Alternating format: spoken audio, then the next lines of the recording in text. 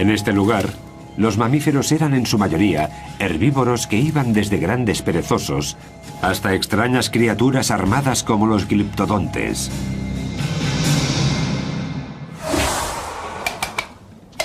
Dados los participantes, el título a superdepredador se lo llevó una familia de aves monstruosas un tanto peculiares. En la actualidad las conocen como aves del terror y vivieron unos 158 millones de años. Como veis, la cabeza es enorme, como en todas estas aves terroríficas, por lo que podían golpear con muchísima fuerza a una presa potencial, que moriría prácticamente al instante. ¿Cómo habrían logrado conseguir esa fuerza unas aves? Se han encontrado restos fósiles de estos pájaros enigmáticos que ahora se encuentran en laboratorios científicos, pero los orígenes de las aves del terror siguen siendo un misterio. El registro de fósiles da algunas pistas, pero la investigación iniciada hace más de 120 años sigue en marcha. En 1887, el paleontólogo Florentino Ameghino escribió sobre un fósil que habían encontrado en la Patagonia argentina. Era un hueso de mandíbula que no presentaba dientes y que pertenecía a un cráneo de unos 60 centímetros. Dadas las dimensiones y según Ameghino, debía de tratarse de un mamífero. Tras varias investigaciones y sus posteriores descubrimientos, se dio cuenta de que se había equivocado. A los científicos les llevó otros 4 años identificar a aquellos grandes depredadores como aves. Las pistas clave las encontraron en el centro de los propios huesos fósiles. Luis Chiappe es uno de los expertos en estos pájaros más importante del mundo. Se dedica a estudiarlos en el Museo de Historia Natural de Los Ángeles.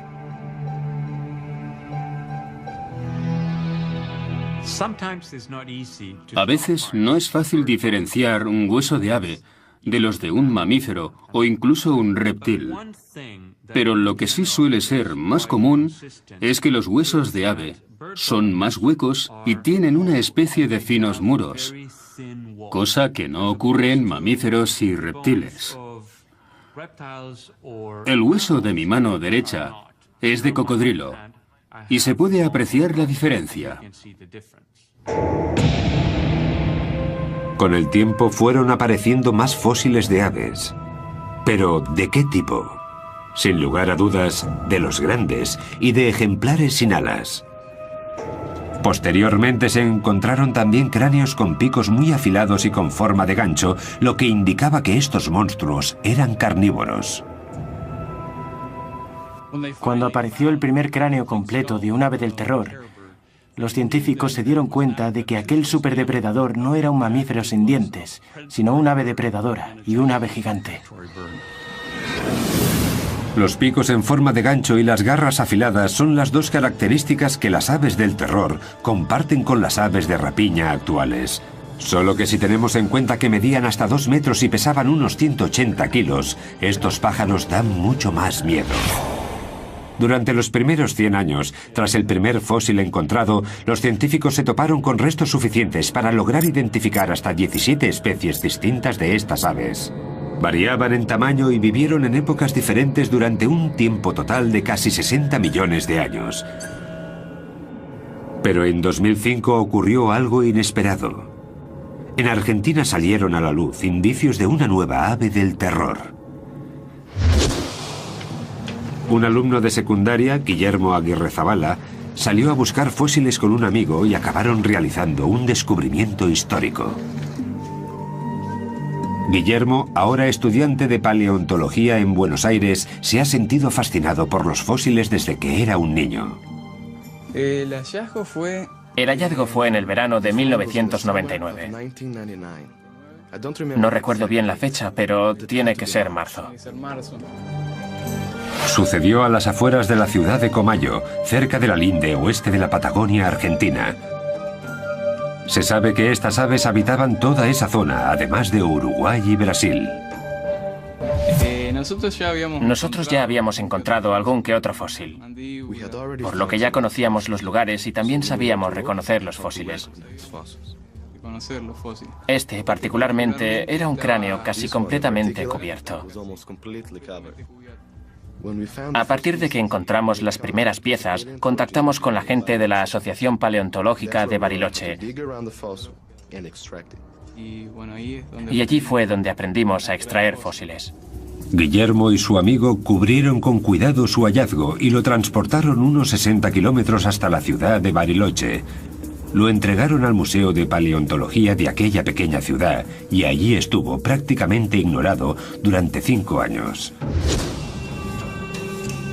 Cuando Luis Chiappe se enteró de lo ocurrido, se llevó un equipo internacional para que clasificase el nuevo ejemplar en la familia de las aves del terror. Resultó que se trataba de una especie totalmente nueva. Este cráneo mide casi 70 centímetros. Es enorme. Nos dejó atónitos. Fue un momento único. Eso sin duda. El equipo de Luis dató el cráneo en hace 15 millones de años y lo llamó Kelenken guillermoi. Kelenken por un antiguo espíritu de la Patagonia y Guillermoi por Guillermo. Se trataba de un descubrimiento único. Estaban ante una especie nueva con una cabeza distinta a la de cualquier otra ave de la historia. Con un cráneo de casi 70 centímetros, estamos ante el cráneo de ave más grande del mundo. Es incluso más grande que el de un caballo. Luis comparó los fósiles de otras aves del terror con los del Kelenken, tanto el cráneo como los huesos de una pata que se encontraron al mismo tiempo. Su deseo, aprender más cosas sobre el Kelenken, fuerza, velocidad. Tras examinar el cráneo de un ejemplar más pequeño de esas aves terroríficas, Luis Chiappe comienza a hacerse una idea de qué aspecto podría tener la especie nueva. Durante su estancia en Bariloche, la paleontóloga Sara Bertelli analizó los huesos de Kelenken del museo, los comparó con los de otras aves del terror y estipuló las posibles medidas de un Kelenken.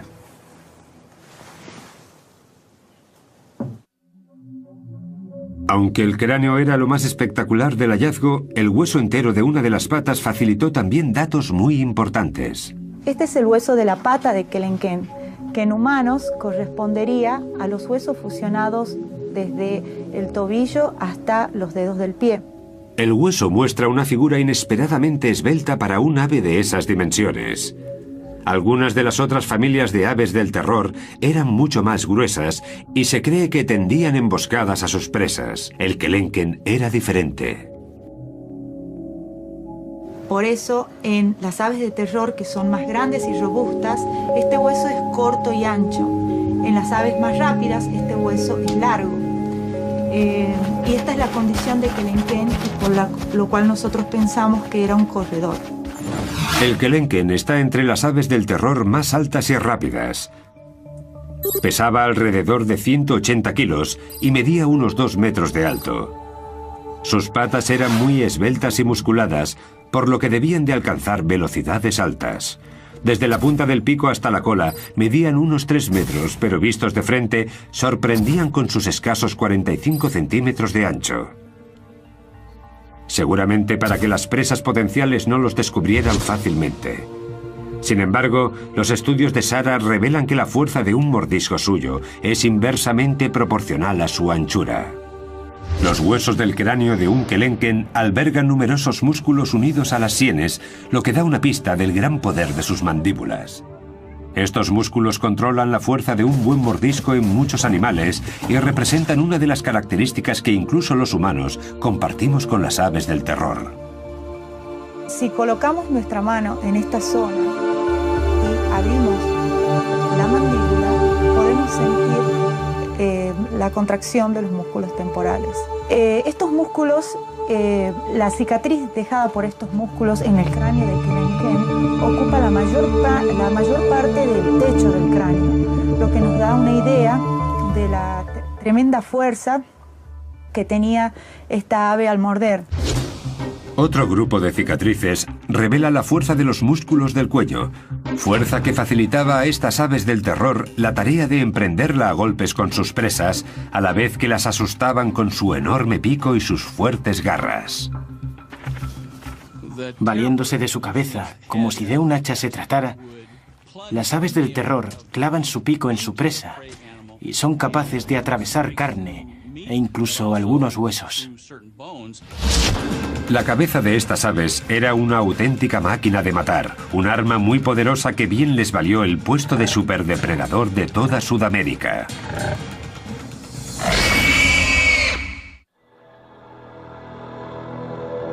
En Sudamérica, el cráneo de las aves Kelenken traen de cabeza a los investigadores que las estudian.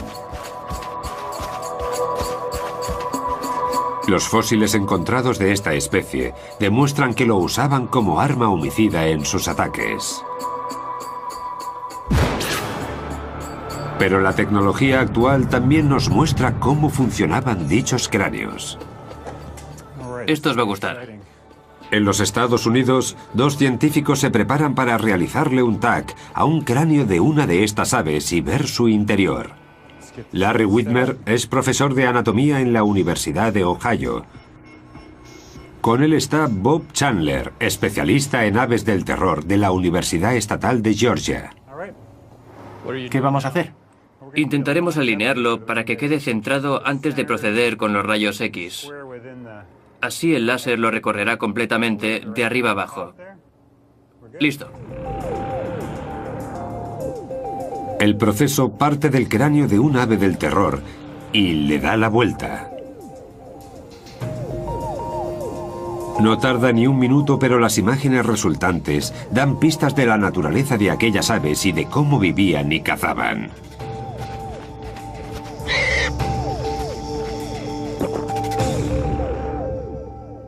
Solo con mirar el cráneo sabemos que se trata de uno muy grande y fuerte.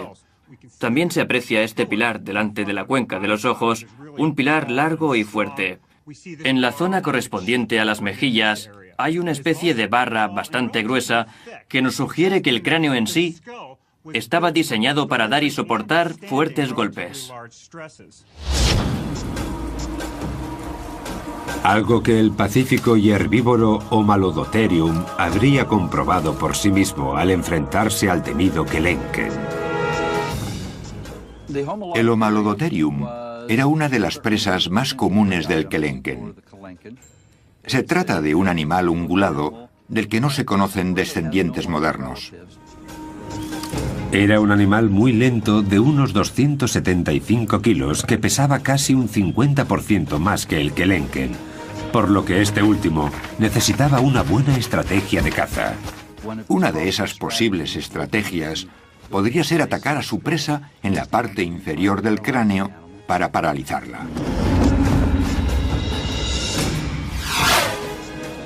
Una vez derribada la víctima, el pico del ave del terror se encargaría de desgarrarla, un comportamiento habitual incluso en las aves existentes en la actualidad. Sí, ya lo sé. Joe Cam es adiestrador de animales en el sur de California. Con la ayuda de un halcón es capaz de demostrar el uso que hacen las aves de presa de su pico como herramienta primaria. Nos da una idea de cómo se ayudan con el pico. Básicamente, lo hunden en el cuerpo de la víctima como si la estuvieran apuñalando. Posteriormente, con la parte inferior cortan y con la superior logran desgarrar grandes trozos de carne. Utilizan el pico al igual que los humanos nuestros incisivos. Para ellos es como si fueran los dientes. El TAC nos muestra que tiene forma de escudo. El TAC no se limita solamente al pico y profundiza también en el resto de la cabeza. Los resultados son sorprendentes. Una de las cosas que nos muestra el TAC nos ha dejado boquiabiertos. Hemos visto que en la parte interior del pico hay una gran cavidad hueca. No nos lo esperábamos. Está completamente hueco y no entendemos a qué se debe esta estructura totalmente vacía. En mi opinión, creo que esa cavidad hueca podría funcionar como caja de resonancia.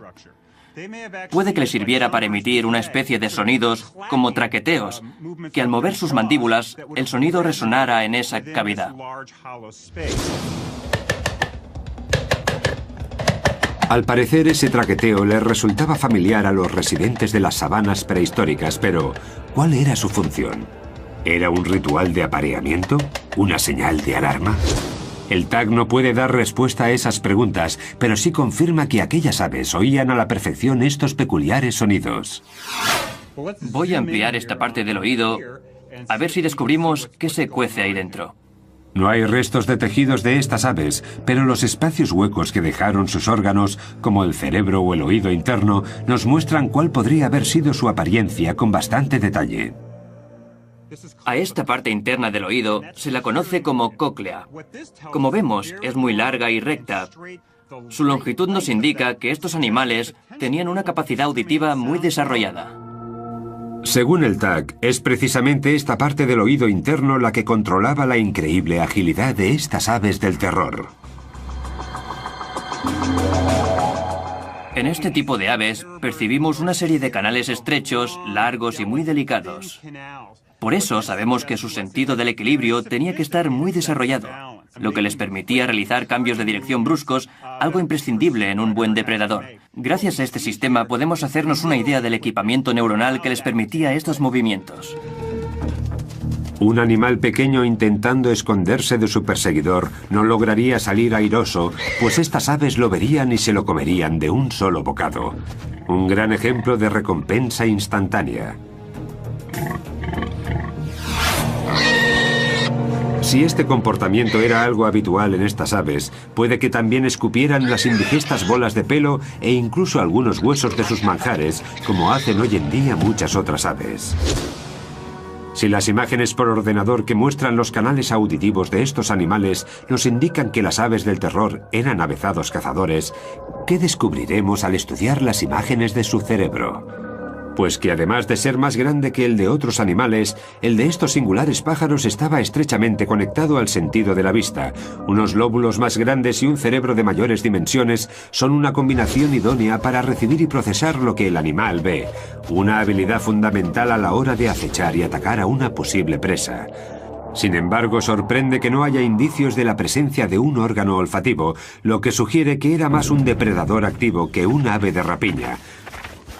Algunos carnívoros, como los osos, son también animales carroñeros y dependen de su olfato para encontrar la carne muerta. El TAC indica que las aves del terror no pertenecían a ese grupo. Estos animales no tenían el sentido del olfato nada desarrollado. Estamos ante el cerebro de un depredador. ¿Qué se les pasaría por la cabeza a estas aves del terror cuando encontraban una posible presa como el gliptodonte? El gliptodonte es uno de los animales más característicos de entre todos los mamíferos de Sudamérica, por su armadura ósea y resistente. Es un animal que vivió en la era de los Kelenken y que pesaba unos 90 kilos. La armadura le cubría todo el lomo, desde la cola hasta lo alto de la cabeza. Hablamos de un animal al que no debía ser muy fácil matar, porque poseía un caparazón de 1,5 centímetros de espesor. Ahí es donde entra en acción el poder cerebral de las aves del terror. Llevamos mucho tiempo gastando bromas sobre el escaso tamaño del cerebro de los pájaros, pero este es relativamente grande. Estos centros de aquí pertenecen al córtex cerebral. Como se puede ver aquí, en estos ejemplares está muy extendido, lo que indica que estos animales tenían mucha capacidad para enfrentarse a condiciones inesperadas. Tenían una cierta capacidad de razonamiento a la hora de resolver problemas. Y el armado gliptodonte era sin duda un problema. Me imagino al Kelenken acechando al gliptodonte, pensando en cómo atacar, barajando sus opciones de éxito. Al final, tras estudiar los movimientos de su presa, un ave del terror se habría dado cuenta de que si metía una de sus patas por debajo del caparazón del gliptodonte, podría darle la vuelta y dejar a su víctima con el vientre expuesto.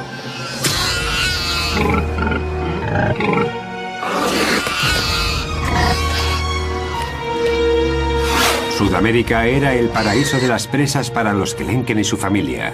Al tratarse de un depredador activo y con un peso de unos 200 kilos, estas aves tenían que ingerir entre 10 y 15 kilos de comida al día. Y este aislado continente se los proporcionaba, por lo que estas aves del terror vivían en su propio jardín del Edén. Estamos hablando de grandes cantidades de posibles víctimas y de muy poca competencia para los Kelenken, pues muchos de ellos eran de enormes dimensiones. Pero nada es para siempre. Nuestro planeta está constantemente cambiando y el paraíso remoto de estas aves empezó a resquebrajarse al ritmo de las erupciones volcánicas.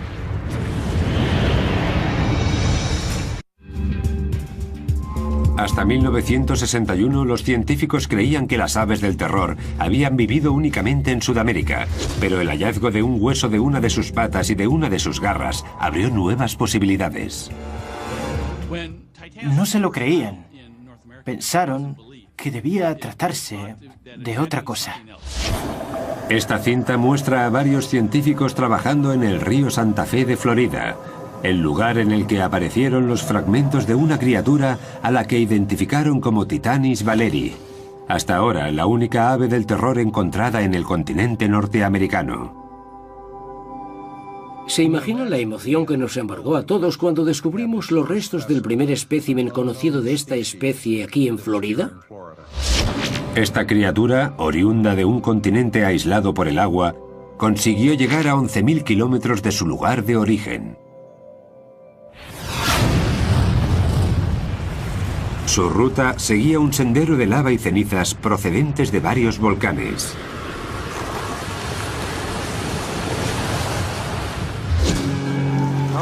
Este es un hermoso fragmento de ceniza procedente de un volcán.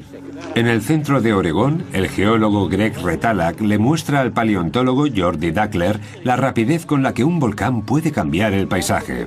Es un tipo de roca volcánica muy poco habitual. Retalak afirma que el depósito de Oregón se creó debido a una erupción antigua en la zona del Cinturón de Fuego del Pacífico, una zona con más de 400 volcanes que abarcan el Océano Pacífico desde Nueva Zelanda a Chile. Ese anillo toca también a Panamá, por donde Norteamérica y Sudamérica habían estado separadas por agua. Ambos continentes se unieron debido a una gran actividad volcánica que tuvo lugar en el Istmo de Centroamérica cuando aquellas magníficas aves del terror se encontraban en plena peregrinación. La conexión entre ambos continentes se formó a partir de la lava volcánica que salía del fondo del mar, así como de las placas tectónicas que se levantaban hacia la superficie. Pero la historia no se acaba ahí. Las selvas endémicas de Centroamérica no constituyen un lugar al que las aves del terror hubieran migrado sin más. Pero los depósitos de ceniza volcánica entraron en juego.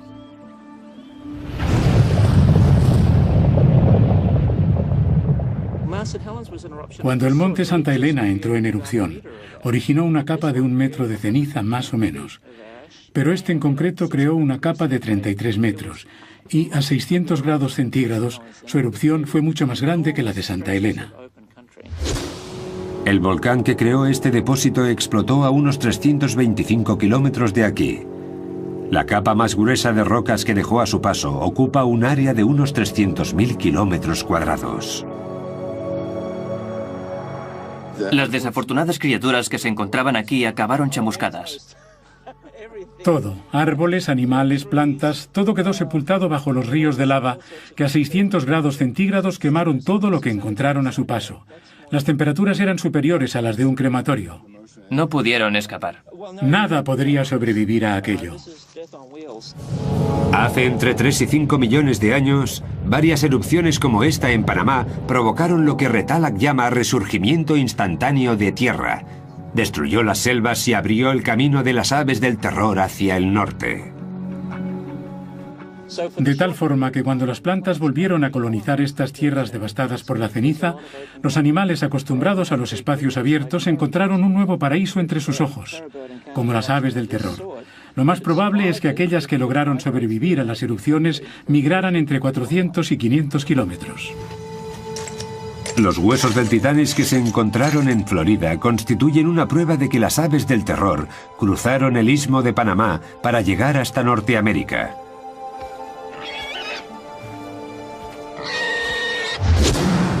Cuando los volcanes cubrieron el hueco que había entre ambos continentes, Panamá hizo de puente de unión. Las aves migraron hacia nuevas sabanas, ampliando su territorio. Creo que estos animales eran como el resto. Si ven terreno a su disposición, harán todo lo posible por ocupar cuanto más mejor. Desde aquel gran descubrimiento en 1961 solo se han encontrado un puñado de fósiles de aves del terror norteamericanas. Actualmente hay registradas 42 especies de titanis en Norteamérica. 41 de ellos están en el Museo de Historia Natural de Florida. Sin un cráneo o un hueso largo es casi imposible que los expertos logren hacerse una idea completa de cómo serían estas aves. Lo único que tienen que estudiar son escasos y pequeños fragmentos. Irv Quittmeyer calculó las posibles dimensiones del Titanis comparándolo con otras especies de estas aves. Usó, por ejemplo, la base del fragmento de pata de Titanis disponible para calcular la longitud aproximada de una pata entera. Al estudiar este hueso vimos que es bastante ancho. Una base así tiene que haber sostenido un hueso largo y un ave considerablemente alta. Para verlo mejor vamos a jugar con estos trozos de plastilina y un par de reglas. En una base más pequeña, esta estructura se habría caído. Por eso necesitaba una base más grande para sostenerse en pie. Es decir, base grande, hueso largo, pájaro grande, base pequeña, hueso más corto, pájaro pequeño. El juego numérico de Quittmeyer implica también comparaciones entre 16 especies diferentes de estas aves. Incluso analizó una chuña sudamericana, el pariente vivo más cercano a las aves del terror. Estos estudios dieron como resultado las dimensiones del esqueleto metálico de Titanis que se construyó en el Museo de Florida, la primera visión general de un ave del terror.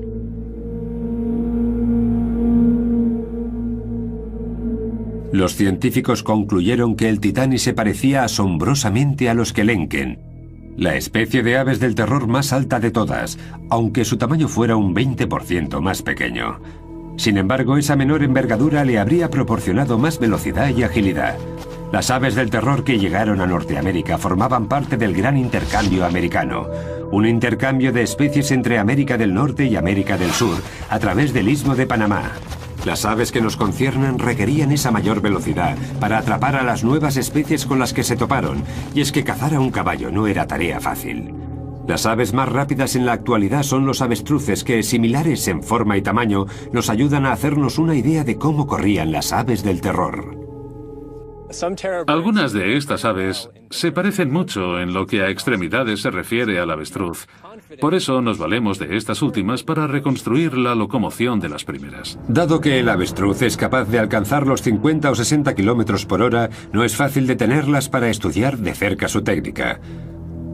Por eso, el biólogo Kevin Middleton ha invitado al gimnasta Henry Holloway al campus de la Universidad de California en San Bernardino para intentar recrear cómo alcanzan esas velocidades algunas aves. Henry nos demostrará cómo se mueven las patas del avestruz con la ayuda de un equipo especial. Son unos zancos, unas estructuras de aluminio hechas de fibra de carbono que te dan un impulso equivalente al que proporcionas tú al saltar. Ahora Henry podrá correr como un avestruz gracias a la imitación de unos tendones nuevos muy largos y elásticos. Sin embargo, la anatomía de los huesos desempeña también un gran papel en esta ecuación. Tenemos el fémur, la rodilla, la espinilla y el pie. Normalmente las aves tienen pies más grandes y se apoyan sobre sus patas al igual que hace Henry cuando se pone de puntillas. Y las aves corren de puntillas. El tamaño del pie es muy importante porque cuanto más grande sea, más largas serán las zancadas. En realidad, esas rodillas que parecen estar del revés funcionan como nuestros tobillos en estos animales tan veloces. Un gran ejemplo de lo grandes que son los huesos del pie y del efecto palanca que generan. Vamos allá. Para Henry Holloway, los zancos de alta tecnología alargan de alguna manera el pie humano y ayudan a correr a la velocidad de las aves del terror. ¡Ya!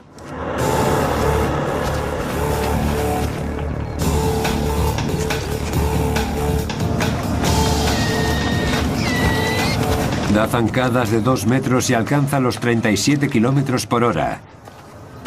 Las aves del terror, con patas más largas y músculos más desarrollados, pegarían saltos de hasta 3 metros y alcanzarían los 65 kilómetros por hora como el avestruz de hoy en día.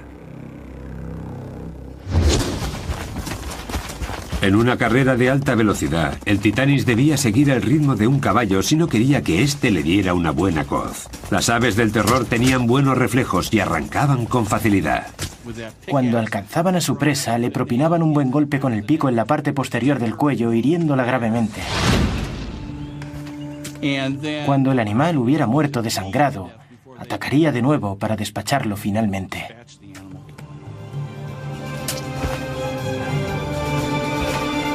Sin embargo, la vida en el nuevo continente no sería fácil para el Titanis. Supondría su primer contacto con los depredadores del norte, oponentes sin miedo que, aún así, jamás se habían tenido que enfrentar a las aves del terror.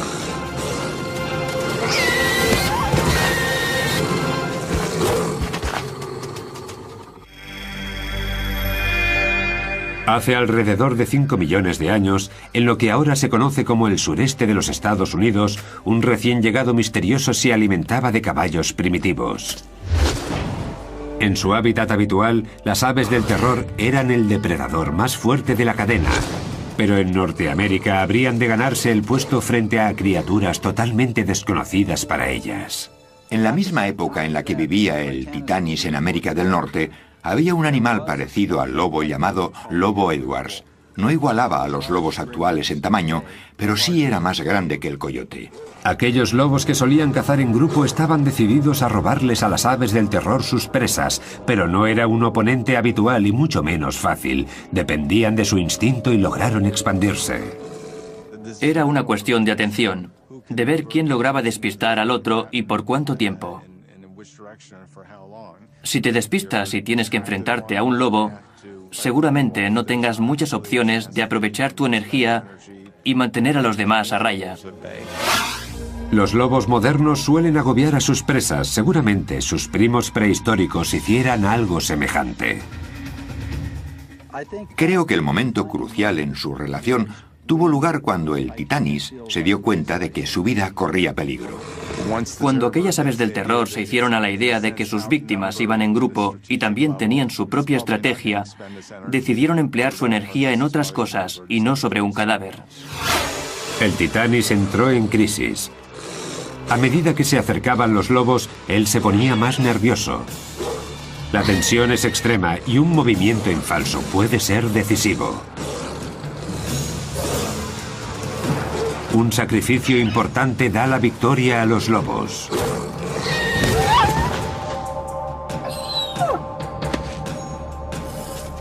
Con la lección bien aprendida, las aves del terror ceden.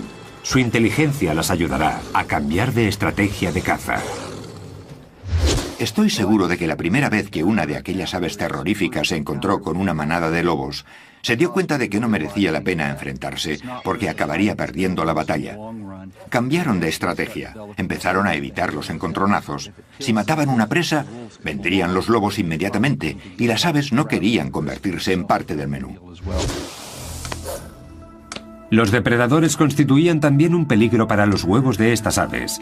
Los científicos creen que debían de ser similares a los huevos de avestruz, también manjar de los depredadores actuales. Hoy en día, muchos depredadores logran mantener alejados a los avestruces de sus huevos. Sin embargo, los depredadores prehistóricos habían de esperar a que las aves del terror se despistaran de sus nidos. Si estos huevos se parecían a los de avestruz, ¿eran muy resistentes? Para comprobarlo, colocamos una tabla de madera sobre un único huevo de avestruz y vamos añadiendo pesas de hierro, 10 kilos cada una.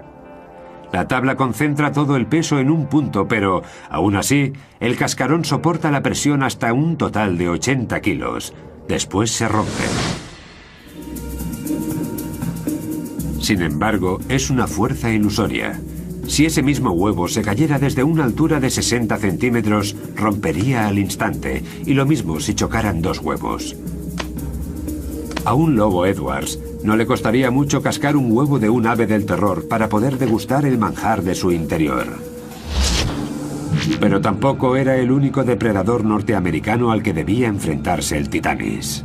Entre los más peligrosos contamos al Smilodon gracilis, un antepasado de los felinos de dientes de sable.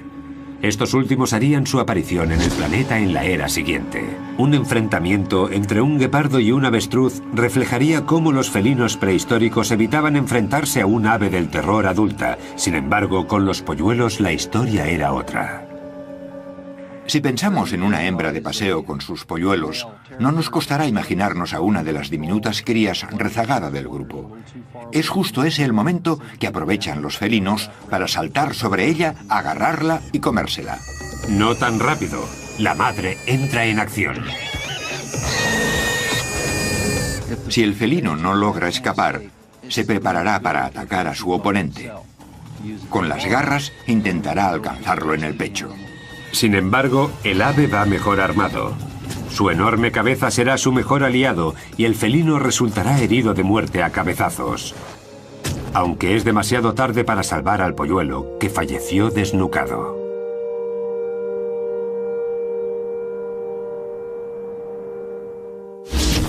La vida en Norteamérica era mucho más difícil para estas aves de lo que lo había sido en el sur. Aquí los depredadores eran múltiples, entre ellos felinos y lobos, que seguirían evolucionando hasta convertirse en las superbestias del futuro. Estos nuevos competidores amenazaban la supervivencia de las aves del terror. El Titanis estaba en peligro de extinción.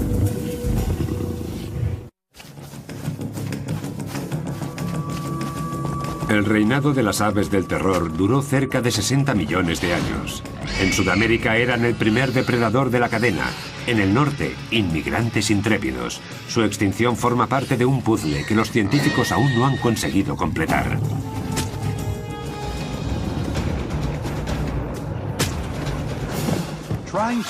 Todavía no hemos encontrado una explicación sencilla que justifique la extinción de estas aves, y no será fácil. Uno de los grandes factores podría ser el gran intercambio americano, la mezcla de especies que emigraron de norte a sur y viceversa, y que dificultó la vida de las aves del terror. La falta de competencia por parte de otros depredadores los mantuvo vivos. Las especies más evolucionadas del norte, como caninos o felinos, activó la restricción de comida. Hace 2 millones de años las aves del terror del norte y del sur del continente americano se veían demasiado presionadas para encontrar alimento porque tenían que compartir su territorio con los dientes de sable. La presión que ejercían estos depredadores y oponentes fueron 2 factores de la extinción de las aves del terror, pero no los únicos. No creo que estas aves fueran derrotadas por los mamíferos, sino que se trató más bien de un cambio climático. Hace 2 millones de años el planeta sufrió una serie de eras glaciales. En el norte, el océano se convirtió en hielo. El nivel del mar descendió y con él las zonas húmedas, como en Florida, donde vivían los titanis. El paisaje se secó. La vegetación también sufrió un cambio importante por culpa de la falta de agua, y las consecuencias afectaron a la alimentación de toda la cadena. El número y la variedad de animales de los que se alimentaba el Titanis se vio alterado. Es como el efecto dominó. Es como si el cambio climático originó la extinción del Titanis. En Sudamérica, los Andes continuaron el ascenso que habían comenzado hacía millones de años. Cada vez más bloqueaban las lluvias y las sabanas se fueron convirtiendo en secas estepas. Las aves estaban cada vez más afligidas. Medio ambiente, peligro, competencia. Todos ellos son posibles sospechosos en el misterio de las aves del terror sobre por qué su largo reinado acabó en completa extinción. ¿Fue solo uno? ¿Una combinación de los tres? Demasiado pronto para saberlo. Pero es precisamente ese el reto al que nos enfrentamos ahora los científicos. Ampliar los datos que tenemos de estos animales y entenderlos un poco mejor. Seguro que al final logramos averiguar por qué ya no están entre nosotros.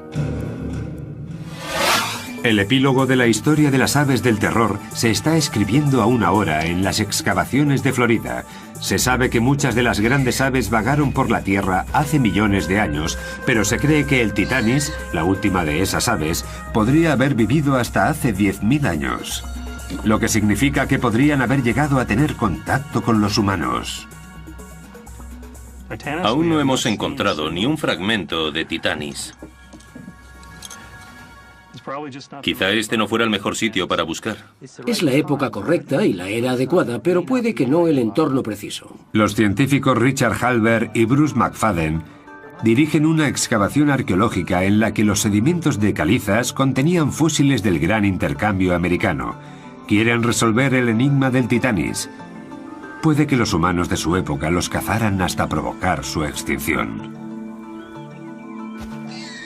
Si el Titanis vivió hasta hace 10.000 años, una de las explicaciones posibles para la extinción de una de las aves con más éxito de la historia sería la acción humana, que por aquel entonces también se extendía por toda Norteamérica. El problema era el siguiente. En tierras secas, los fósiles aparecen en las capas sedimentarias. La posición de las capas suele corresponder a la fecha de los fósiles. Pero los del Titanis aparecieron bajo el agua, a donde los había llevado el río de Santa Fe. ¿De dónde salen estos fósiles? Es que se encontraron aislados en el medio del arroyo y no en una zona amplia de sedimentos. Los buceadores encontraron fragmentos de Titanis mezclados con huesos de animales que vivieron hace 10.000 años. Así que, ¿de cuándo podrían ser estos? Bruce McFadden resolvió el misterio gracias a los restos químicos de los minerales que había en los fósiles. Comparó los huesos de Titanis con los de otros especímenes recientes y con los de algunos de hace 2 millones de años. Cuando los huesos se convierten en fósiles, absorben minerales del agua del suelo, y estos minerales son únicos de cada época. Por eso los fósiles que pertenecen a diferentes momentos presentan elementos químicos distintos. Bruce recogió muestras de varios huesos fosilizados de Titanis y las preparó para su posterior análisis con un espectrómetro. Los resultados dieron el perfil de los elementos químicos de dichos huesos, prueba concluyente de que vivieron mucho antes de que el hombre llegara a Norteamérica.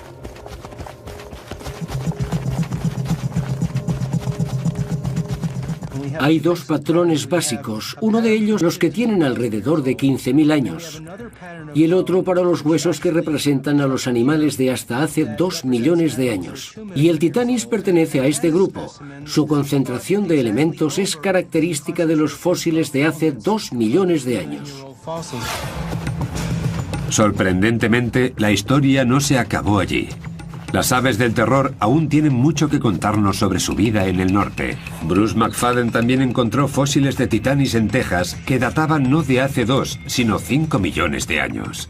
Es decir, las aves del terror vivieron en Norteamérica alrededor de 3 millones de años, mucho tiempo para una sola especie.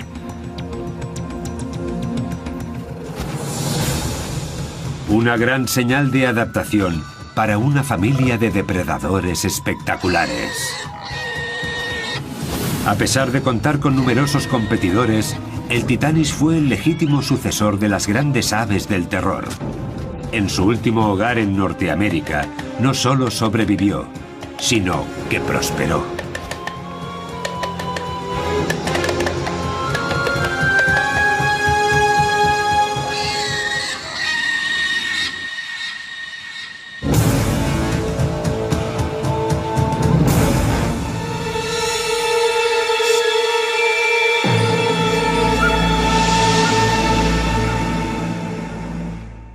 Derribada la víctima, el pico del ave del terror se encargaría de desgarrarla, un comportamiento habitual incluso en las aves existentes en la actualidad. Sí, ya lo sé. Joe Cam es adiestrador de animales en el sur de California. Con la ayuda de un halcón es capaz de demostrar el uso que hacen las aves de presa de su pico como herramienta primaria. Nos da una idea de cómo se ayudan con el pico. Básicamente, lo hunden en el cuerpo de la víctima como si la estuvieran apuñalando.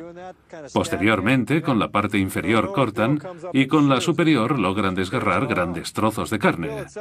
Utilizan el pico al igual que los humanos nuestros incisivos. Para ellos es como si fueran los dientes.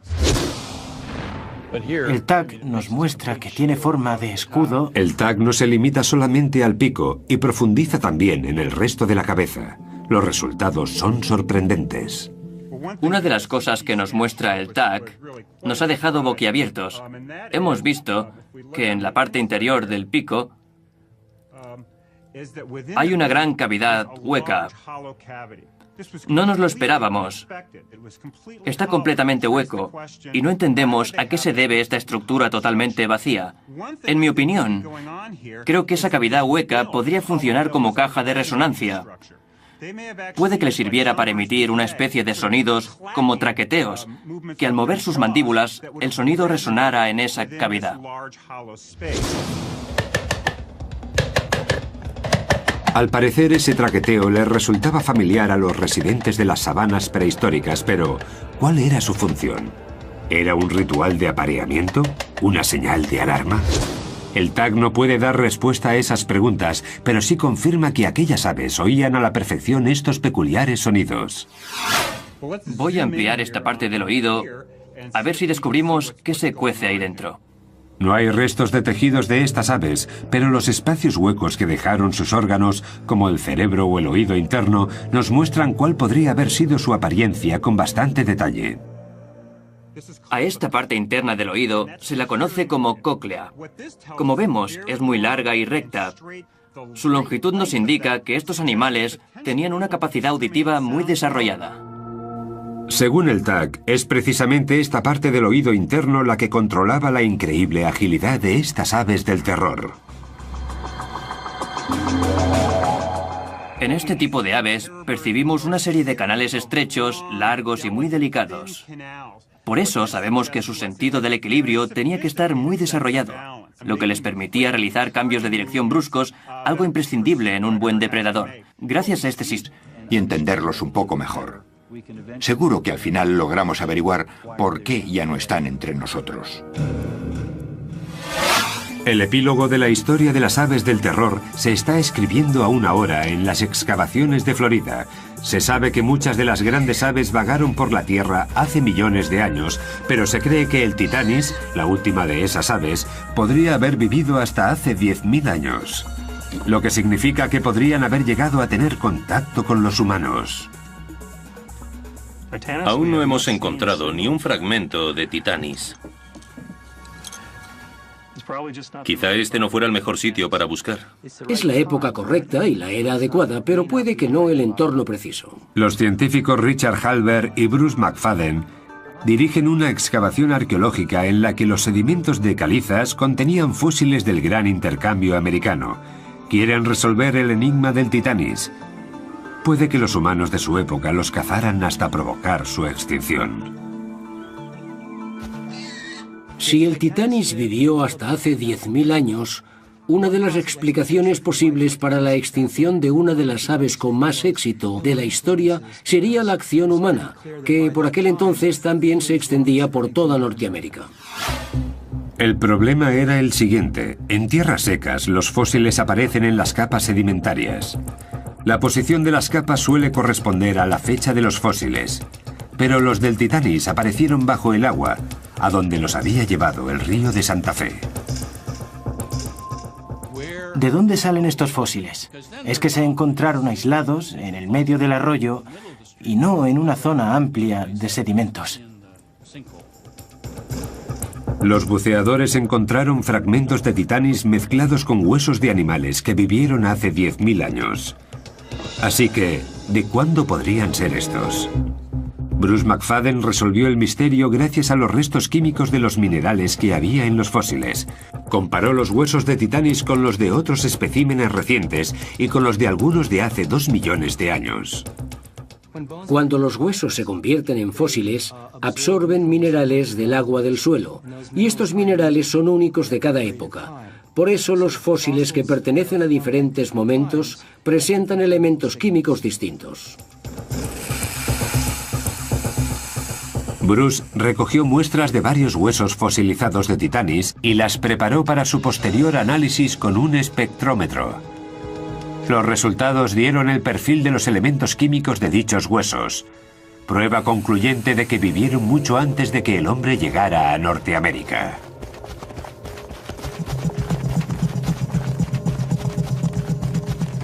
Hay 2 patrones básicos. Algo habitual en estas aves puede que también escupieran las indigestas bolas de pelo e incluso algunos huesos de sus manjares, como hacen hoy en día muchas otras aves. Si las imágenes por ordenador que muestran los canales auditivos de estos animales nos indican que las aves del terror eran avezados cazadores, ¿qué descubriremos al estudiar las imágenes de su cerebro? Pues que además de ser más grande que el de otros animales, el de estos singulares pájaros estaba estrechamente conectado al sentido de la vista. Unos lóbulos más grandes y un cerebro de mayores dimensiones son una combinación idónea para recibir y procesar lo que el animal ve, una habilidad fundamental a la hora de acechar y atacar a una posible presa. Sin embargo, sorprende que no haya indicios de la presencia de un órgano olfativo, lo que sugiere que era más un depredador activo que un ave de rapiña. Algunos carnívoros, como los osos, son también animales carroñeros y dependen de su olfato para encontrar la carne muerta. El tag indica que las aves del terror no pertenecían a ese grupo. Estos animales no tenían el sentido del olfato nada desarrollado. Estamos ante el cerebro de un depredador. ¿Qué se les pasaría por la cabeza a estas aves del terror cuando encontraban una posible presa como el gliptodonte? El gliptodonte es uno de los animales más característicos de entre todos los mamíferos de Sudamérica, por su armadura ósea y resistente. Es un animal que vivió en la era de los Kelenken y que pesaba unos 90 kilos. La armadura le cubría todo el lomo, desde la cola hasta lo alto de la cabeza. Hablamos de un animal al que no debía ser muy fácil matar, porque poseía un caparazón de 1,5 centímetros de espesor. Ahí es donde entra en acción el poder cerebral de las aves del terror. Llevamos mucho tiempo gastando bromas sobre el escaso tamaño del cerebro de los pájaros, pero este es relativamente grande. Estos centros de aquí pertenecen al córtex cerebral. Como se puede ver aquí, en estos ejemplares está muy extendido, lo que indica que estos animales tenían mucha capacidad para enfrentarse a condiciones inesperadas. Tenían una cierta capacidad de razonamiento a la hora de resolver problemas. Y el armado gliptodonte era sin duda un problema. Me imagino al Kelenken acechando al gliptodonte, pensando en cómo atacar, barajando sus opciones de éxito. Al final, tras estudiar los movimientos de su presa, un ave del terror se habría dado cuenta de que si metía una de sus patas por debajo del caparazón del gliptodonte, podría darle la vuelta y dejar a su víctima con el vientre expuesto. De cabeza a los investigadores que las estudian. Los fósiles encontrados de esta especie demuestran que lo usaban como arma homicida en sus ataques. Pero la tecnología actual también nos muestra cómo funcionaban dichos cráneos. Esto os va a gustar. En los Estados Unidos, 2 científicos se preparan para realizarle un TAC a un cráneo de una de estas aves y ver su interior. Larry Whitmer es profesor de anatomía en la Universidad de Ohio. Con él está Bob Chandler, especialista en aves del terror de la Universidad Estatal de Georgia. ¿Qué vamos a hacer? Intentaremos alinearlo para que quede centrado antes de proceder con los rayos X. Así el láser lo recorrerá completamente de arriba abajo. Listo. El proceso parte del cráneo de un ave del terror y le da la vuelta. No tarda ni un minuto, pero las imágenes resultantes dan pistas de la naturaleza de aquellas aves y de cómo vivían y cazaban.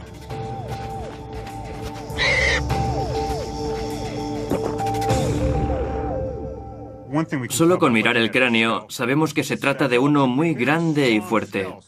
También se aprecia este pilar delante de la cuenca de los ojos, un pilar largo y fuerte. En la zona correspondiente a las mejillas hay una especie de barra bastante gruesa que nos sugiere que el cráneo en sí estaba diseñado para dar y soportar fuertes golpes. Algo que el pacífico y herbívoro Homalodotherium habría comprobado por sí mismo al enfrentarse al temido Kelenken. El Homalodotherium era una de las presas más comunes del Kelenken. Se trata de un animal ungulado del que no se conocen descendientes modernos. Era un animal muy lento de unos 275 kilos que pesaba casi un 50% más que el Kelenken, por lo que este último necesitaba una buena estrategia de caza. Una de esas posibles estrategias podría ser atacar a su presa en la parte inferior del cráneo para paralizarla. Una vez derribada la víctima, el pico del ave del terror se encargaría de desgarrarla, un comportamiento habitual incluso en las aves existentes en la actualidad. Sí, ya lo sé. Joe Cam es adiestrador de animales en el sur de California. Con la ayuda de un halcón es capaz de demostrar el uso que hacen las aves de presa de su... Los científicos concluyeron que el titani se parecía asombrosamente a los Kelenken, la especie de aves del terror más alta de todas, aunque su tamaño fuera un 20% más pequeño. Sin embargo, esa menor envergadura le habría proporcionado más velocidad y agilidad. Las aves del terror que llegaron a Norteamérica formaban parte del Gran Intercambio Americano, un intercambio de especies entre América del Norte y América del Sur, a través del Istmo de Panamá. Las aves que nos conciernen requerían esa mayor velocidad para atrapar a las nuevas especies con las que se toparon, y es que cazar a un caballo no era tarea fácil. Las aves más rápidas en la actualidad son los avestruces que, similares en forma y tamaño, nos ayudan a hacernos una idea de cómo corrían las aves del terror. Algunas de estas aves se parecen mucho en lo que a extremidades se refiere al avestruz. Por eso nos valemos de estas últimas para reconstruir la locomoción de las primeras. Dado que el avestruz es capaz de alcanzar los 50 o 60 kilómetros por hora, no es fácil detenerlas para estudiar de cerca su técnica. Por eso, el biólogo Kevin Middleton ha invitado al gimnasta Henry Holloway al campus de la Universidad de California en San Bernardino para intentar recrear cómo alcanzan esas velocidades algunas aves. Henry nos demostrará cómo se mueven las patas del avestruz con la ayuda de un equipo especial. Son unos zancos, unas estructuras de aluminio hechas de fibra de carbono que te dan un impulso equivalente al que proporcionas tú al saltar. Ahora Henry podrá correr como un avestruz gracias a la imitación de unos tendones nuevos muy largos y elásticos. Sin embargo, la anatomía de los huesos desempeña también un gran papel en esta ecuación. Tenemos el fémur, la rodilla, la espinilla y el pie. Normalmente las aves tienen pies más grandes y se apoyan sobre sus patas al igual que hace Henry cuando se pone de puntillas. Y las aves corren de puntillas. El tamaño del pie es muy importante porque cuanto más grande sea, más largas serán las zancadas. En realidad, esas rodillas que parecen estar del revés funcionan como nuestros tobillos en estos animales tan veloces. Un gran ejemplo de lo grandes que son los huesos del pie y del efecto palanca que generan. Vamos allá. Para Henry Holloway, los zancos de alta tecnología alargan de alguna manera el pie humano y ayudan a correr a la velocidad de las aves del terror. ¡Ya!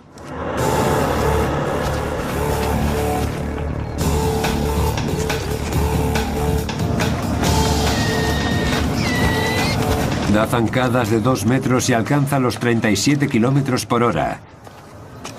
Las aves del terror, con patas más largas y músculos más desarrollados, pegarían saltos de hasta 3 metros porque poseía un caparazón de 1,5 centímetros de espesor. Ahí es donde entra en acción el poder cerebral de las aves del terror. Llevamos mucho tiempo gastando bromas sobre el escaso tamaño del cerebro de los pájaros, pero este es relativamente grande. Estos centros de aquí pertenecen al córtex cerebral. Como se puede ver aquí, en estos ejemplares está muy extendido, lo que indica que estos animales tenían mucha capacidad para enfrentarse a condiciones inesperadas. Tenían una cierta capacidad de razonamiento a la hora de resolver problemas. Y el armado gliptodonte era sin duda un problema. Me imagino al Kelenken acechando al gliptodonte, pensando en cómo atacar, barajando sus opciones de éxito. Al final, tras estudiar los movimientos de su presa, un ave del terror se habría dado cuenta de que si metía una de sus patas por debajo del caparazón del gliptodonte, podría darle la vuelta y dejar a su víctima con el vientre expuesto.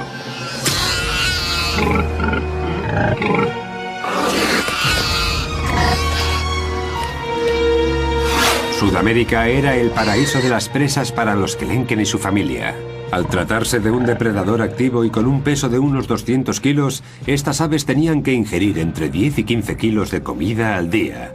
Y este aislado continente se los proporcionaba, por lo que estas aves del terror vivían en su propio jardín del Edén.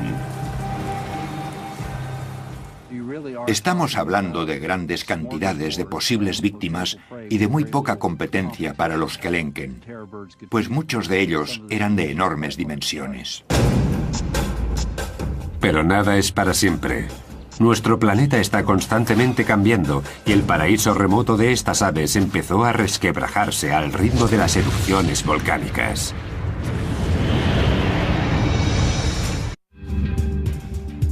Hasta 1961 los científicos creían que las aves del terror habían vivido únicamente en Sudamérica, pero el hallazgo de un hueso de una de sus patas y de una de sus garras abrió nuevas posibilidades. No se lo creían. Pensaron que debía tratarse de otra cosa.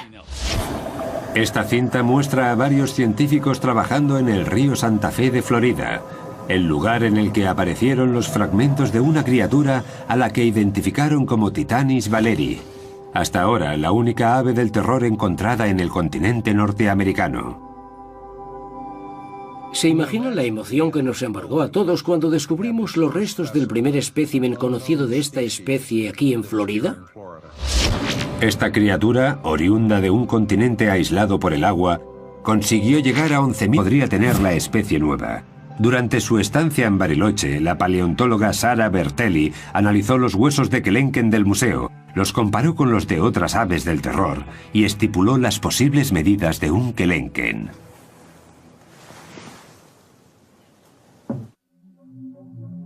Aunque el cráneo era lo más espectacular del hallazgo, el hueso entero de una de las patas facilitó también datos muy importantes.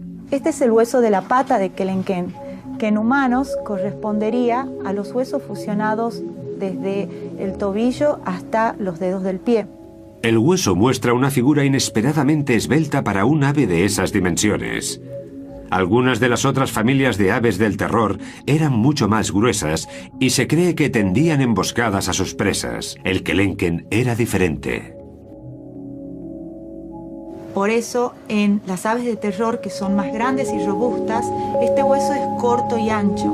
En las aves más rápidas, este hueso es largo.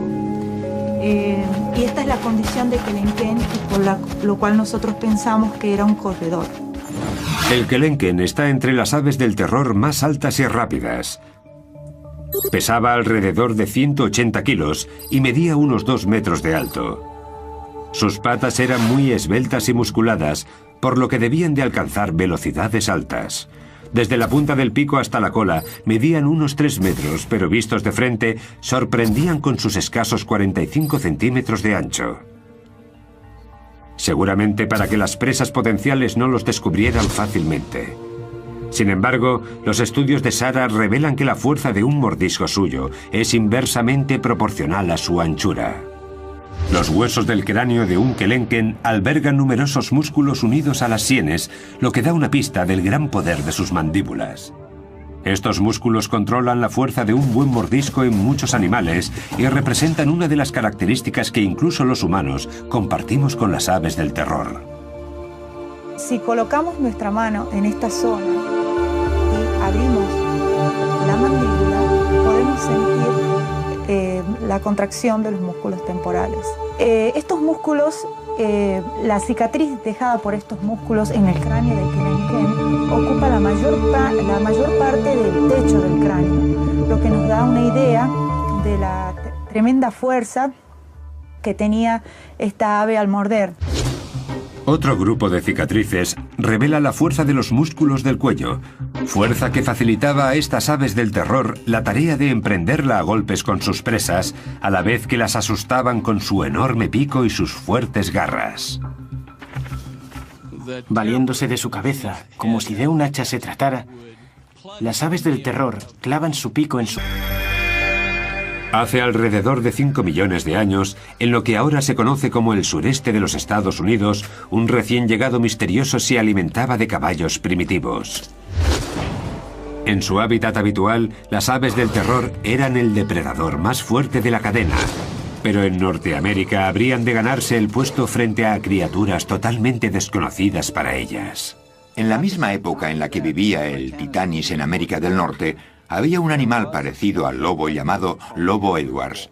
No igualaba a los lobos actuales en tamaño, pero sí era más grande que el coyote. Aquellos lobos que solían cazar en grupo estaban decididos a robarles a las aves del terror sus presas, pero no era un oponente habitual y mucho menos fácil. Dependían de su instinto y lograron expandirse. Era una cuestión de atención, de ver quién lograba despistar al otro y por cuánto tiempo. Si te despistas y tienes que enfrentarte a un lobo, seguramente no tengas muchas opciones de aprovechar tu energía y mantener a los demás a raya. Los lobos modernos suelen agobiar a sus presas. Seguramente sus primos prehistóricos hicieran algo semejante. Creo que el momento crucial en su relación tuvo lugar cuando el Titanis se dio cuenta de que su vida corría peligro. Cuando aquellas aves del terror se hicieron a la idea de que sus víctimas iban en grupo y también tenían su propia estrategia, decidieron emplear su energía en otras cosas y no sobre un cadáver. El Titanis entró en crisis. A medida que se acercaban los lobos, él se ponía más nervioso. La tensión es extrema y un movimiento en falso puede ser decisivo. Un sacrificio importante da la victoria a los lobos.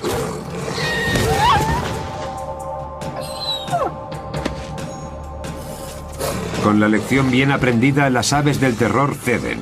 Su inteligencia las ayudará a cambiar de estrategia de caza. Estoy seguro de que la primera vez que una de aquellas aves terroríficas se encontró con una manada de lobos, se dio cuenta de que no merecía la pena enfrentarse, porque acabaría perdiendo la batalla.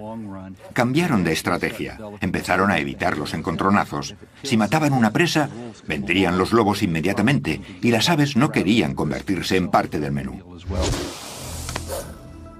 Los depredadores constituían también un peligro para los huevos de estas aves. Los científicos creen que debían de ser similares a los huevos de avestruz, también manjar de los depredadores actuales. Hoy en día, muchos depredadores logran mantener alejados a los avestruces de sus huevos. Sin embargo, los depredadores prehistóricos habían de esperar a que las aves del terror se despistaran de sus nidos. Si estos huevos se parecían a los de avestruz, eran muy resistentes en el gran intercambio americano. La mezcla de especies que emigraron de norte a sur y viceversa, y que dificultó la vida de las aves del terror. La falta de competencia por parte de otros depredadores los mantuvo vivos.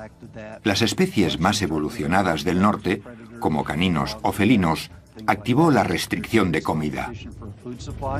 Hace 2 millones de años, las aves del terror del norte y del sur del continente americano se veían demasiado presionadas para encontrar alimento porque tenían que compartir su territorio con los dientes de sable. La presión que ejercían estos depredadores y oponentes fueron 2 factores de la extinción de las aves del terror, pero no los únicos. No creo que estas aves fueran derrotadas por los mamíferos, sino que se trató más bien de un cambio climático. Hace 2 millones de años el planeta sufrió una serie de eras glaciales. En el norte, el océano se convirtió en hielo. El nivel del mar descendió y con él las zonas húmedas, como en Florida, donde vivían los titanis. El paisaje se secó. La vegetación también sufrió un cambio importante por culpa de la falta de agua, y las consecuencias afectaron a la alimentación de toda la cadena. El número y la variedad de animales de los que se alimentaba el titanis se vio alterado. Es como el efecto dominó. Es como si el cambio climático originó la extinción del titanis. En Sudamérica, los Andes continuaron el ascenso que habían comenzado hacía millones de años. Cada vez más bloqueaban las lluvias y las sabanas se fueron convirtiendo en secas estepas. Las aves estaban cada vez más afligidas. Medio ambiente, peligro, competencia. Todos ellos son posibles sospechosos en el misterio de las aves del terror sobre por qué su largo reinado acabó en completa extinción. ¿Fue solo uno? ¿Una combinación de los tres? Demasiado pronto para saberlo. Pero es precisamente ese el reto al que nos enfrentamos ahora los científicos. Ampliar los datos que tenemos de estos animales y entenderlos un poco mejor. Seguro que al final logramos averiguar por qué ya no están entre nosotros. El epílogo de la historia de las aves del terror se está escribiendo aún ahora en las excavaciones de Florida. Se sabe que muchas de las grandes aves vagaron por la Tierra hace millones de años, pero se cree que el titanis, la última de esas aves, podría haber vivido hasta hace 10.000 años. Lo que significa que podrían haber llegado a tener contacto con los humanos. Aún no hemos encontrado ni un fragmento de titanis. Quizá este no... Al parecer ese traqueteo les resultaba familiar a los residentes de las sabanas prehistóricas, pero ¿cuál era su función? ¿Era un ritual de apareamiento? ¿Una señal de alarma? El tag no puede dar respuesta a esas preguntas, pero sí confirma que aquellas aves oían a la perfección estos peculiares sonidos.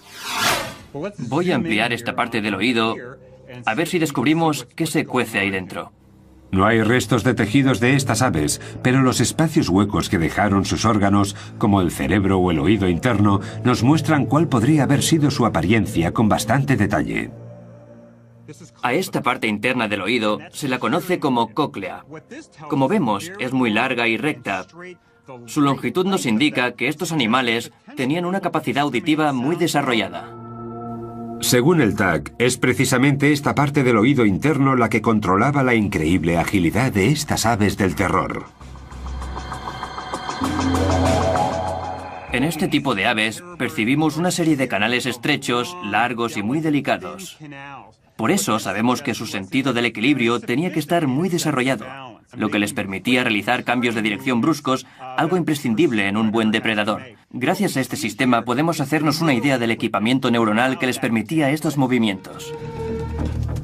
Un animal pequeño intentando esconderse de su perseguidor no lograría salir airoso, pues estas aves lo verían y se lo comerían de un solo bocado. Un gran ejemplo de recompensa instantánea. Si este comportamiento era algo habitual en estas aves, puede que también escupieran las indigestas bolas de pelo e incluso algunos huesos de sus manjares, como hacen hoy en día muchas otras aves. Si las imágenes por ordenador que muestran los canales auditivos de estos animales nos indican que las aves del terror eran avezados cazadores, ¿qué descubriremos al estudiar las imágenes de su cerebro? Pues que además de ser más grande que el de otros animales, el de estos singulares pájaros estaba estrechamente conectado al sentido de la vista. Unos lóbulos más grandes y un cerebro de mayores dimensiones son una combinación idónea para recibir y procesar lo que el animal ve, una habilidad fundamental a la hora de acechar y atacar a una posible presa. Sin embargo, sorprende que no haya indicios de la presencia de un órgano olfativo, lo que sugiere que era más un depredador activo que un ave de rapiña. Algunos carnívoros, como los osos, son también animales carroñeros. y dependen de su olfato para encontrar la carne muerta. El tag indica que las aves del terror no pertenecían a ese grupo. Estos animales no tenían el sentido del olfato nada desarrollado. Estamos ante el cerebro de... Los huesos de ave son más huecos y tienen una especie de finos muros, cosa que no ocurre en mamíferos y reptiles. El hueso de mi mano derecha es de cocodrilo y se puede apreciar la diferencia. Con el tiempo fueron apareciendo más fósiles de aves. ¿Pero de qué tipo? Sin lugar a dudas, de los grandes y de ejemplares sin alas. Posteriormente se encontraron también cráneos con picos muy afilados y con forma de gancho, lo que indicaba que estos monstruos eran carnívoros. Cuando apareció el primer cráneo completo de un ave del terror, los científicos se dieron cuenta de que aquel superdepredador no era un mamífero sin dientes, sino un ave depredadora y un ave gigante. Los picos en forma de gancho y las garras afiladas son las dos características que las aves del terror comparten con las aves de rapiña actuales. Solo que si tenemos en cuenta que medían hasta 2 metros y pesaban unos 180 kilos, estos pájaros dan mucho más miedo. Durante los primeros 100 años, tras el primer fósil encontrado, los científicos se toparon con restos suficientes para lograr identificar hasta 17 especies distintas de estas aves. Variaban en tamaño y vivieron en épocas diferentes durante un tiempo total de casi 60 millones de años. Pero en 2005 ocurrió algo inesperado. En Argentina salieron a la luz indicios de una nueva ave del terror.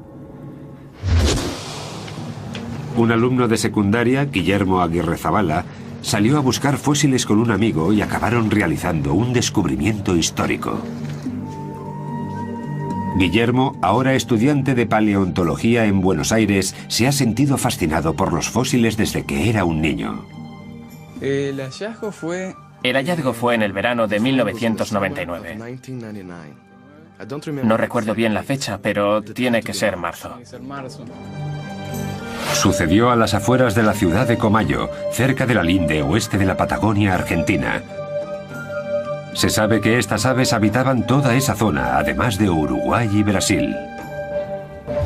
Nosotros ya habíamos encontrado algún que otro fósil, por lo que ya conocíamos los lugares y también sabíamos reconocer los fósiles. Este, particularmente, era un cráneo casi completamente cubierto.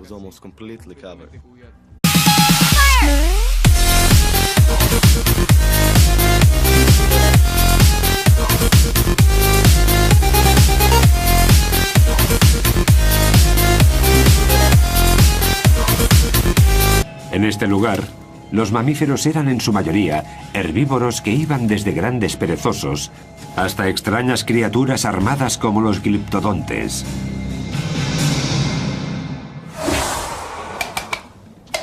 Dados los participantes, el título a superdepredador se lo llevó una familia de aves monstruosas un tanto peculiares. En la actualidad las conocen como aves del terror y vivieron unos 158 millones de años. Como veis, la cabeza es enorme, como en todas estas aves terroríficas, por lo que podían golpear con muchísima fuerza a una presa potencial, que moriría prácticamente al instante. ¿Cómo habrían logrado conseguir esa fuerza unas aves?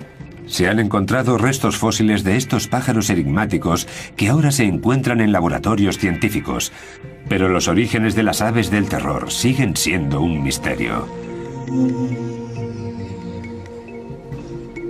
El registro de fósiles da algunas pistas, pero la investigación iniciada hace más de 120 años sigue en marcha.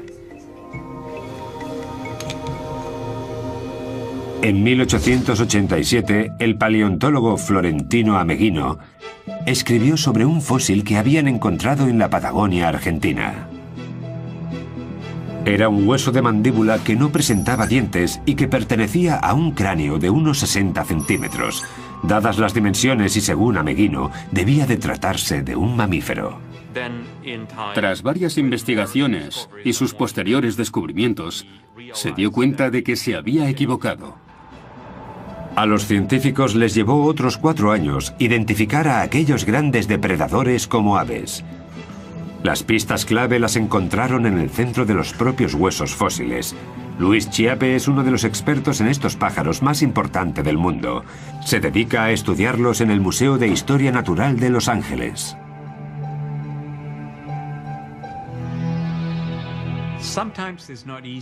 A veces no es fácil diferenciar un hueso de ave de los de un mamífero o incluso un reptil. Pero lo que sí suele ser más común es que los huesos... En Sudamérica, el cráneo de las aves Kelenken traen de cabeza a los investigadores que las estudian. Los fósiles encontrados de esta especie demuestran que lo usaban como arma homicida en sus ataques. Pero la tecnología actual también nos muestra cómo funcionaban dichos cráneos. Esto os va a gustar. En los Estados Unidos, 2 científicos se preparan para realizarle un TAC a un cráneo de una de estas aves y ver su interior. Larry Whitmer es profesor de anatomía en la Universidad de Ohio. Con él está Bob Chandler, especialista en aves del terror de la Universidad Estatal de Georgia. ¿Qué vamos a hacer? Intentaremos alinearlo para que quede centrado antes de proceder con los rayos X. Así el láser lo recorrerá completamente de arriba abajo. Listo. El proceso parte del cráneo de un ave del terror y le da la vuelta. No tarda ni un minuto, pero las imágenes resultantes dan pistas de la naturaleza de aquellas aves y de cómo vivían y cazaban.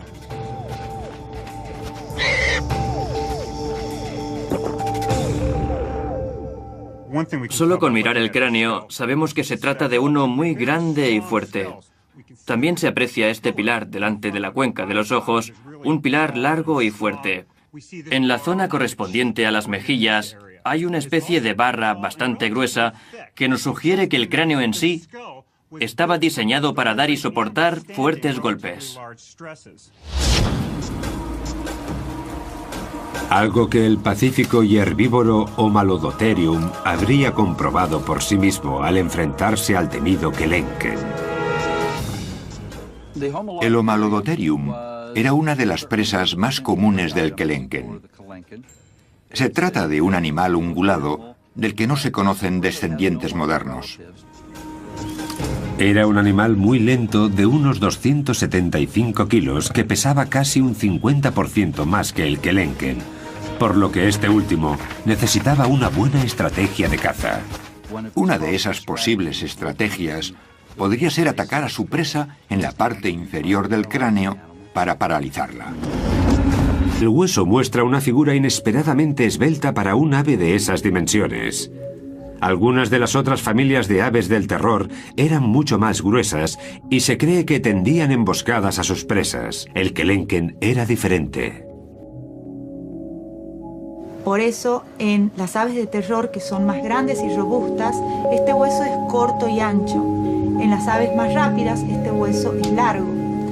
Y esta es la condición de Kelenken, y por lo cual nosotros pensamos que era un corredor. El Kelenken está entre las aves del terror más altas y rápidas. Pesaba alrededor de 180 kilos y medía unos 2 metros de alto. Sus patas eran muy esbeltas y musculadas, por lo que debían de alcanzar velocidades altas. Desde la punta del pico hasta la cola medían unos 3 metros, pero vistos de frente sorprendían con sus escasos 45 centímetros de ancho. Seguramente para que las presas potenciales no los descubrieran fácilmente. Sin embargo, los estudios de Sarah revelan que la fuerza de un mordisco suyo es inversamente proporcional a su anchura. Los huesos del cráneo de un Kelenken albergan numerosos músculos unidos a las sienes, lo que da una pista del gran poder de sus mandíbulas. Estos músculos controlan la fuerza de un buen mordisco en muchos animales y representan una de las características que incluso los humanos compartimos con las aves del terror.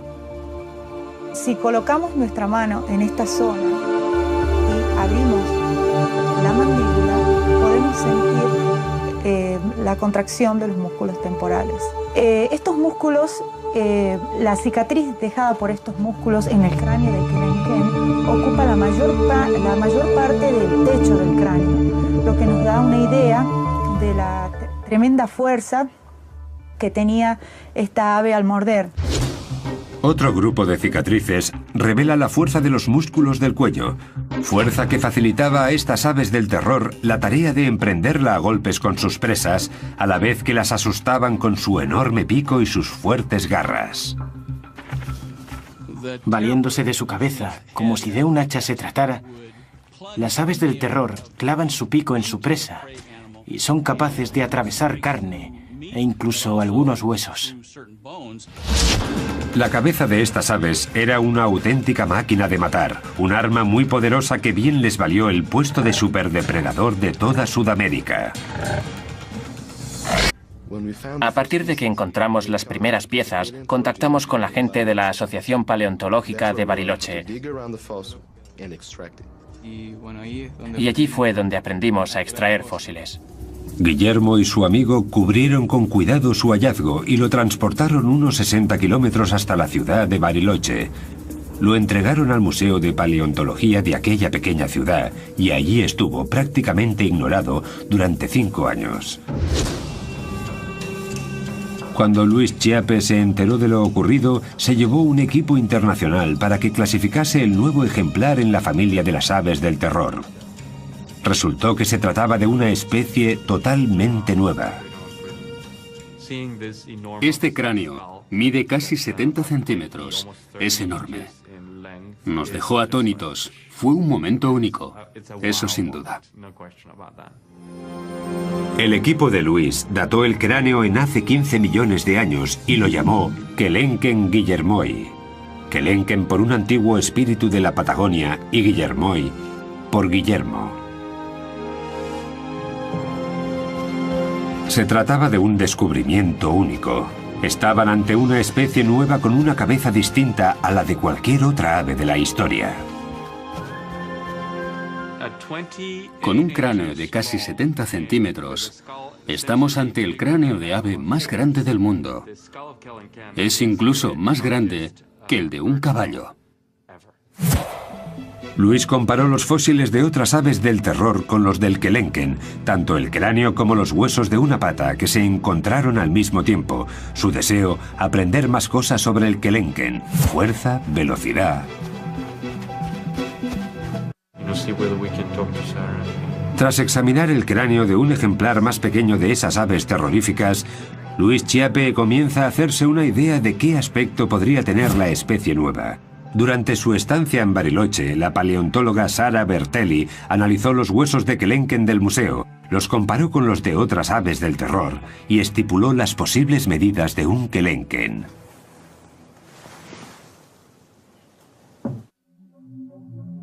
Aunque el cráneo era lo más espectacular del hallazgo, el hueso entero de una de las patas facilitó también datos muy importantes. Este es el hueso de la pata de Kelenken, que en humanos correspondería a los huesos fusionados desde el tobillo hasta los dedos del pie.